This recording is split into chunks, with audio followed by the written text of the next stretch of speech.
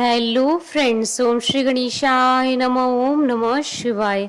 आप सभी का स्वागत है आपके अपने यूट्यूब चैनल पर। फ्रेंड्स, आज हम आपको इस वीडियो में बताने जा रहे हैं श्रावण मास महात्म के दूसरे अध्याय की कथा के बारे में, जिसको सुनने मात्र से ही आपको प्राप्त होंगी सभी प्रकार की सिद्धियां। फ्रेंड्स, वीडियो शुरू करने से पहले आपसे रिक्वेस्ट है, अगर आप हमारी चैनल पर नए हैं और आपने अभी तक चैनल को सब्सक्राइब नहीं किया है तो प्लीज़ सब्सक्राइब कीजिएगा चैनल को, साथ ही प्रेस कीजिएगा बेल आइकन को, जिससे नए वीडियो से रिलेटेड नोटिफिकेशन आपको तुरंत प्राप्त हो सके। और वीडियो पसंद आने पर वीडियो को लाइक और शेयर जरूर कीजिएगा, ताकि सभी भक्तों को इस वीडियो का लाभ प्राप्त हो सके। और कमेंट बॉक्स में ओम नमः शिवाय जरूर लिखिएगा।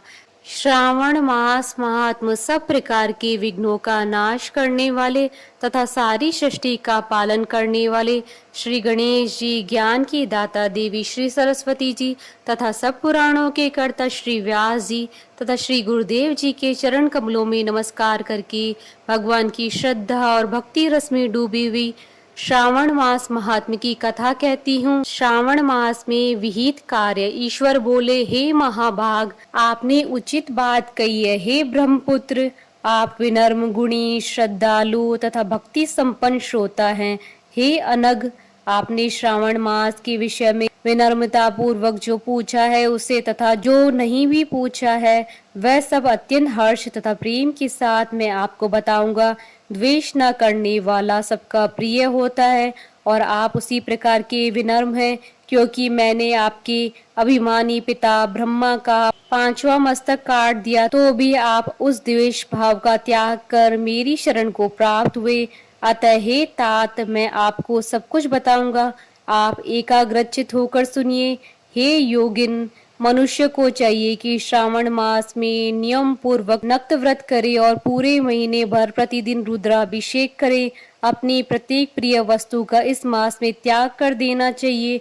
पुष्पों, फलों, दांतों, तुलसी की मंजरी तथा तुलसी दलों और बिलपत्रों से शिव जी की लक्ष्य पूजा करनी चाहिए।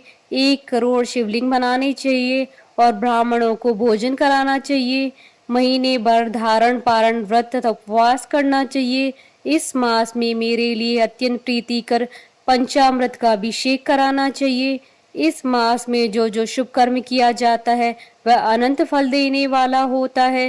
हे मुने, इस मास में भूमि पर सोएं, ब्रह्मचारी रहें और सत्य वचन बोलें। इस मास को बिना व्रत के कभी व्यतीत नहीं करना चाहिए। फलहार अथवा हविष्यान ग्रहण करना चाहिए। पत्ते पर भोजन करना चाहिए। व्रत करने वाले को चाहिए कि इस मास में शाक का पूर्ण रूप से परित्याग कर दे। हे मुनि श्रेष्ठ, इस मास में भक्ति युक्त होकर मनुष्य को किसी न किसी व्रत को अवश्य करना चाहिए। सदाचार परायण, भूमि पर शयन करने वाला, प्रातः स्नान करने वाला और जितेंद्रिय पुरुष होकर मनुष्य को एकाग्र किए हुए मन से प्रतिदिन मेरी पूजा करनी चाहिए। इस मास में किया गया पुरुष चरण निश्चित रूप से मंत्रों की सिद्धि करने वाला होता है। इस मास में शिव के षडाक्षर मंत्र का जप तथा गायत्री मंत्र का जप करना चाहिए और शिव जी की प्रदक्षिणा, नमस्कार तथा वेद पारायण करना चाहिए। पुरुष सूक्त का पाठ अधिक फल देने वाला होता है। इस मास में किया गया ग्रह यज्ञ, कोटि होम, लक्ष्य होम तथा अयुत होम शीघ्र ही फलीभूत होता है और अभीष्ट फल प्रदान करता है। जो मनुष्य इस मास में एक भी दिन व्रतहीन व्यतीत करता है वह महाप्रलय पर्यंत घोर नरक में वास करता है। यह मास मुझे जितना प्रिय है उतना कोई अन्य मास प्रिय नहीं है। यह मास सकाम व्यक्ति को अभीष्ट फल देने वाला तथा निष्काम व्यक्ति को मोक्ष प्रदान करने वाला है। हे सतम, इस मास के जो व्रत तथा धर्म है उन्हें मुझसे सुनिए। रविवार को सूर्य व्रत तथा सोमवार को मेरी पूजा व नक्त भोजन करना चाहिए। श्रावण मास के पहले सोमवार से आरंभ करके 3.5 महीने का रोटक नामक व्रत किया जाता है। यह व्रत सभी वांछित फल प्रदान करने वाला है। मंगलवार को मंगल गौरी व्रत, बुधवार व बृहस्पतिवार के दिन इन दोनों वारों का व्रत, शुक्रवार को जीवंतिका व्रत और शनिवार को हनुमान तथा नरसिंह का व्रत करना। बताया गया है। हे मुने, अब तिथियों में किए जाने वाले व्रतों का श्रवण करें। श्रावण मास के शुक्ल पक्ष की द्वितीय तिथि को औदुंबर नामक व्रत होता है। श्रावण मास के शुक्ल पक्ष की तृतीय तिथि को गौरी व्रत होता है। इसी प्रकार शुक्ल पक्ष की चतुर्थी तिथि को दूर्वा गणपति नामक व्रत किया जाता है। हे मुनि, उसी चतुर्थी का दूसरा नाम विनायकी चतुर्थी भी है।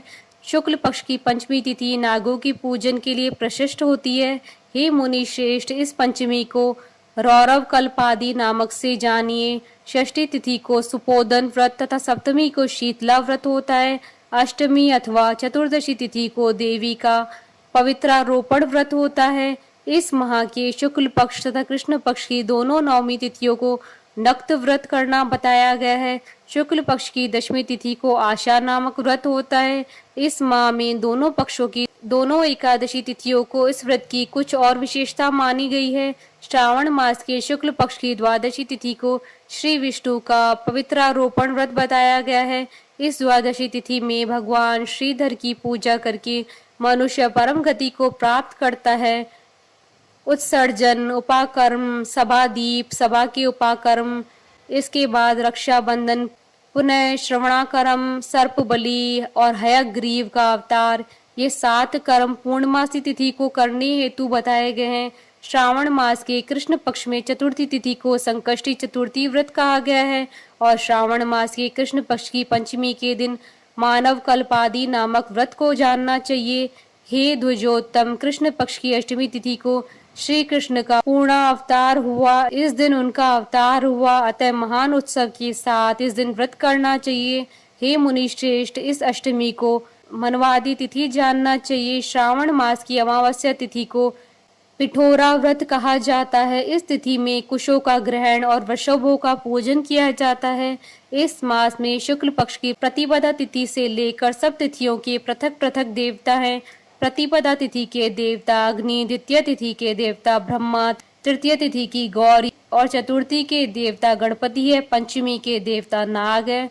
षष्ठी तिथि के देवता कार्तिकेय हैं। सप्तमी के देवता सूर्य और अष्टमी के देवता शिव है। नवमी की देवी दुर्गा, दशमी के देवता यम और एकादशी तिथि के देवता विश्वदेव कहे गए हैं। द्वादशी के विष्णु तथा त्रयोदशी के देवता कामदेव, चतुर्दशी के देवता शिव, पूर्णिमा के देवता चंद्रमा और अमावस्या के देवता पितृ हैं। ये सब तिथियों के देवता कहे गए हैं। जिस देवता की जो तिथि हो उस देवता की उसी तिथि में पूजा करनी चाहिए। प्राय इसी मास में अगस्त्य का उदय हुआ था। हे मुनि, मैं उस काल को बता रहा हूँ, आप एकाग्रचित होकर सुनिए। सूर्य के सिंह राशि में प्रवेश करने के दिन से जब 12 अंश 40 घड़ी व्यतीत हो जाती है तब अगस्त्य का उदय होता है। उसके 7 दिन पूर्व से अगस्त्य को अर्घ्य प्रदान करना चाहिए। 12 मासों में सूर्य पृथक पृथक नामों से जाने जाते हैं।